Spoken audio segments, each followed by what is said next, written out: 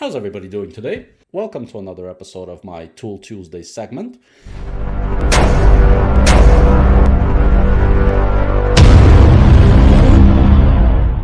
Today is a twofer. It's actually a kind of a threefer, but one of the tools I've already had for a while, so never showcased it on the channel, so doing it today. The two new tools that I just got, well, one of which is not really a tool. It's these copper tubing, heat shrinking connectors. I didn't really have a nice set of connectors. I just had the connectors that came with a cheap Harbor Freight kit, and not really happy about that. And they're not heat shrinking. These are pretty amazing. And I'm going to show you that here in a second. And the other tool that we're going to talk about is this crimper. It is a Klein Tools 3005CR is the model number, and they are ratcheting.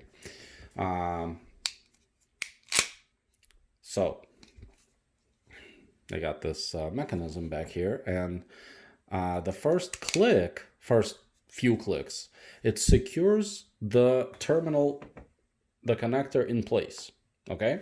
And as it holds it there, you feed your wire, and then you go through the whole thing until you get to the end. Now, this automatically releases when you've squeezed hard enough.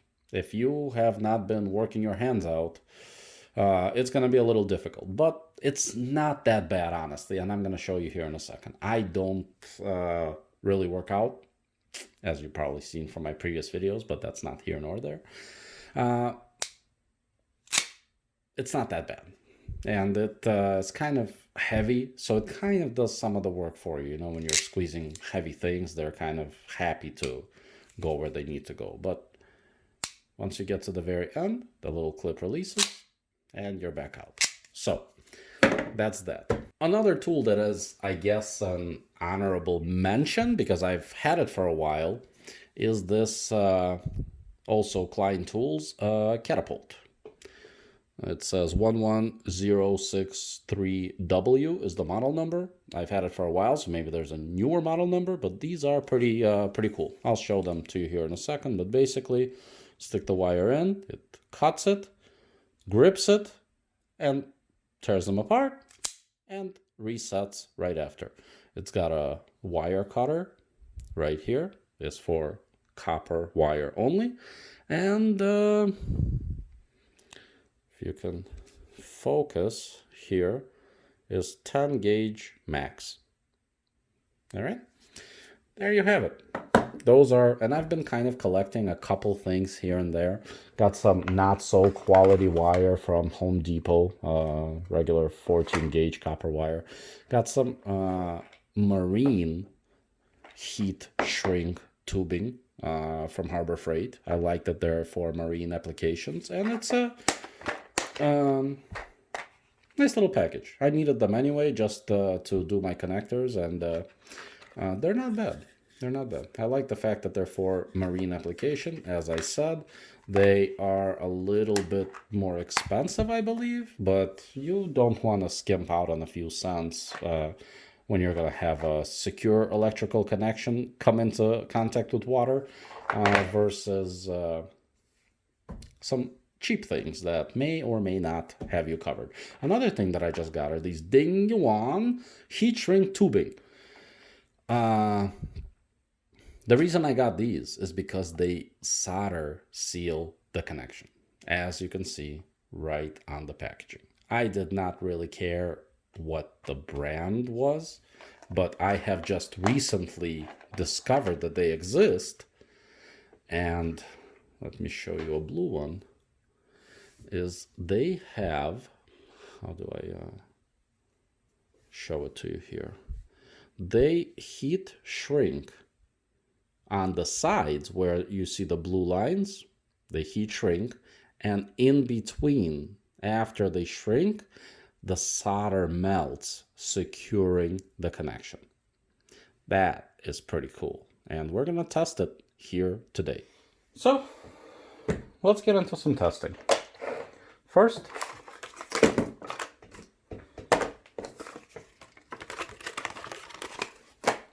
let's go ahead and test these guys.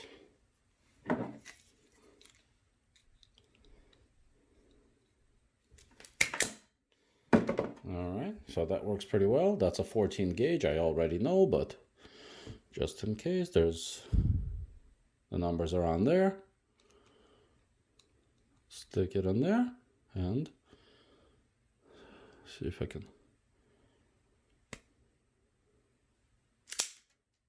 capture that for you. Simple, elegant, beautiful.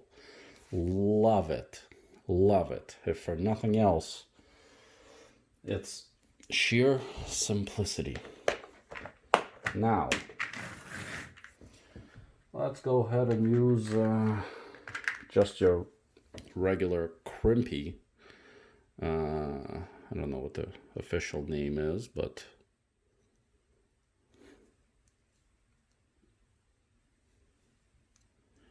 idea is simple.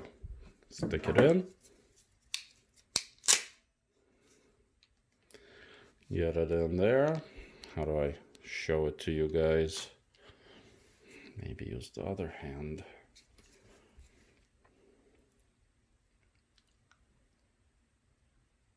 And there's a little notch there. That represents the middle there, which is nice. That you know where the teeth have to end for you to just get that side of the connector. See? I don't know how much of this you can see, but and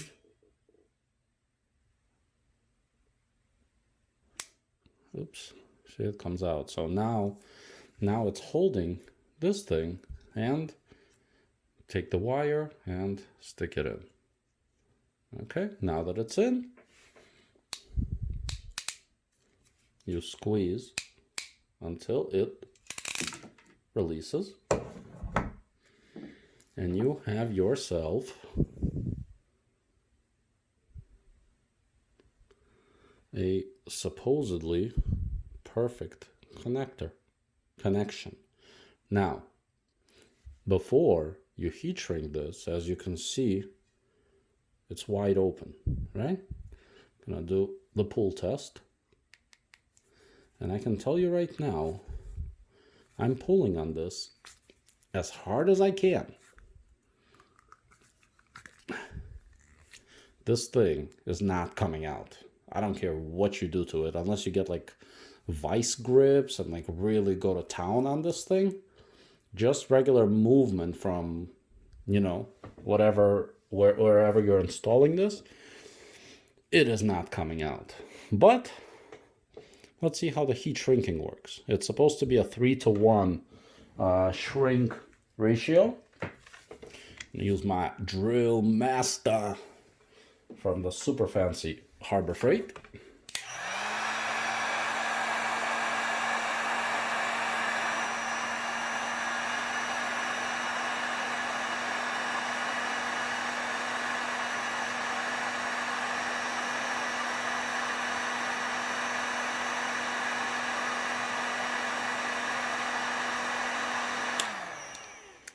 And voila.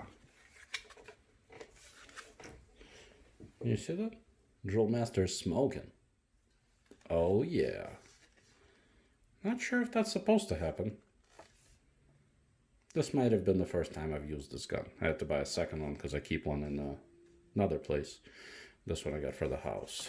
So I don't know if this is the first time I've used this one, but in any case, plastic is not hot. Let me show you. You see that little glue that comes out on the end? A little shiny right there?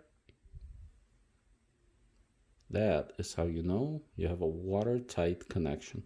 So if it wasn't coming out before, it's definitely not coming out now. One thing to note, because of my trying to get it to really shrink and, you know, really shrink and get into this area here, if you'll notice, this part shrank too.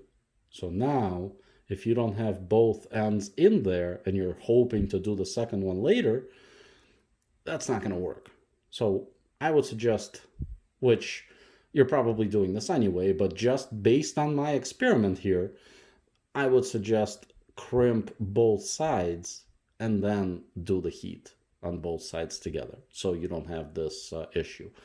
Pro tip for you from a person who doesn't know what they're doing. But as you can see, if it wasn't coming out before, it's definitely in there securely now. So let's do, just out of curiosity, because I've never tried the self-soldering seals before. This, you understand, you see, connectors work as advertised. And this set by Lai Shuo comes with 270 pieces. I felt like this was a more balanced set for the price. I found a 120 piece set that went for like 16, 17 bucks on eBay. And this thing on Amazon was 20 bucks, but had 270 connectors, and it had, which the other set was missing, probably never going to use these, but it had the hook connections. And, you know, you don't know, you don't think you need it until you need it, right? So that's why I went for this set. 20 bucks, and I mean, and your set, look at this. 270 pieces. You are not going to run out. I mean, if you're doing this professionally, I understand, but I'm not. So I was just trying to be, you know, cover all my bases and be ready to go for whatever. It didn't tell me anything about who makes this, but it doesn't really matter. As you can see, I don't know if these are lies, but it's always nice to see, you know, UL listed and C certified stuff on the packaging. In any case, that's what I got. As you can see, connection is good. It's not going anywhere, and it's glued. It's watertight. Amazing. And what can I tell you about the Klein Crimper tool? Amazing. Highly recommended. I just had that cheapy thing that comes with the cheap electronics kit. This is awesome. This is going to make you glad you have an electrical problem, that sort of thing. Just these two things together are going to make you wish you had electrical problems, like in your car, for example. I know nobody wants that type of stuff, but you're going to be like, yay, I get to use my tools now. At least, you know, that's how I feel. Let's say 40%. I feel like I would. I don't really want the problem, but if the problem arose, I'd be good. So there you have that. Now, as far as these guys go, these guys, let me see what size I need. Yeah, I think the red one. Because this is going to be open. See how much open. Okay. I'm going to use the same wire here, and I have not tested these before, but I'm curious about the solder, the self-solder thing here. Let me use the same wire. Where's the knife there in the middle, huh? Okay. We're gonna need a longer wire for this operation, apparently.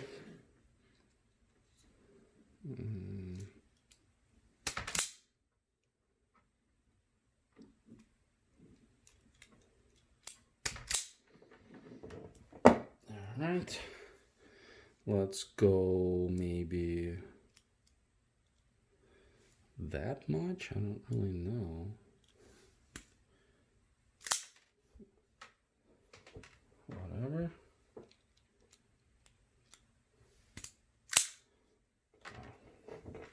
Catapult, amazing. Amazing. I keep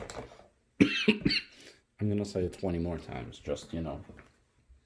So what we want to do All right, you've got 2 clean wires ready to go.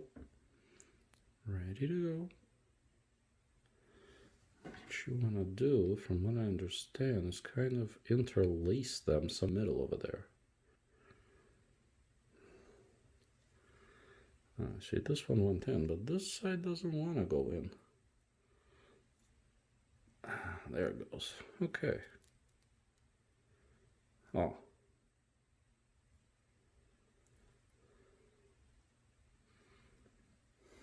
Sorry, it's hard to do this on camera, but I got the wires to interlace, if you can see it.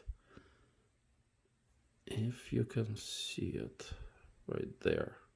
They're interlaced a little bit. In any case, both the jackets are inside the tubing. Let's see what happens.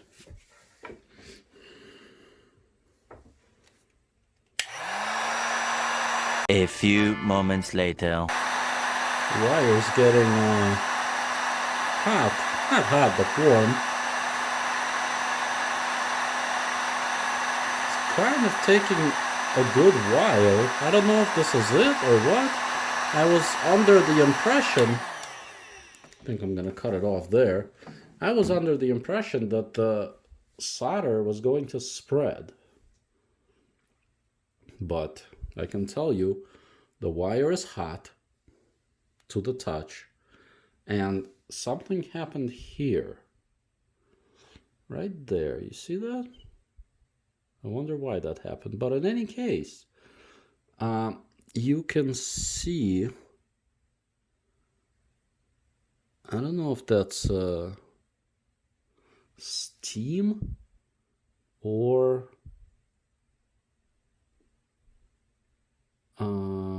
solder in there. I don't know. What do you guys think? I mean, doing the pull test. Oh, look at that. I think it was still too hot because the whole thing tore apart. You see that? And now it's not going anymore. I think it was too hot. I think that's why it happened. I think it needed to cool off a little more. But that kind of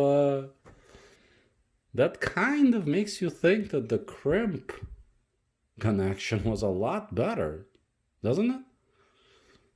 I wonder. What do you guys think? Do you think solder is the best way to go? When you can, you should solder, versus a crimp connection, which without the heat shrinking, I may have thought that it might not be as good because you still have to wrap it.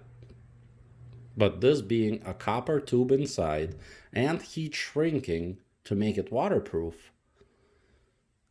I don't know. What do you guys think? You saw it here. This noodle thing. Very strange how this happened. Very strange. But, and now it won't go anymore. See, now it cooled off. I actually, using all my force, well, never mind. It was hard, but it came off. And here is an excellent opportunity to show you the solder. Where are we here? As you can see, it's actually in the wire. It's actually in the wire. So I guess the solder did melt. I may have overdone it with the heat a little bit. But the cover came off completely around the solder. I hope you can see that. And the solder is solid. It's solid. It's definitely in the wire. So this was a full soldered connection. Okay? This was full soldered connection. And if I had not pulled it yet, if I had given it like 5 minutes to cool off, I guarantee you this would have held. And I may have overcooked it a little bit, as evidenced by this little section right here. So there you guys have it. Both ways work. If I had to choose, I would go for the crimp connection. And I think that's what I'm going to do, because I could not pull that wire out for the life of me. I could not pull it out. And it was also heated. So I could not pull it out before it was heated and after. Whereas this kind of speaks for itself. I can't believe it stretched that far. That's another thing. Like, where did all this material come from? It's a tiny little thing, and then it stretches to this. That's strange. But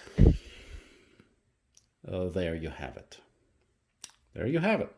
Leave me your opinions in the comments below. I know you guys are all professionals, definitely compared to me. Anybody's a professional. I think my mom and my baby sister is a professional, but compared to me.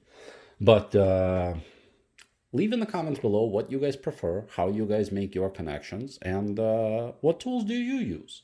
Is there better stuff than the stuff I got here? I wasn't going for the best. I was going for the cheapest best. And that kind of landed me here. Just for your information, I mentioned that this set was 20 bucks. These crimp connectors crimpers are 25 bucks on Amazon. I'll leave the link in the description below.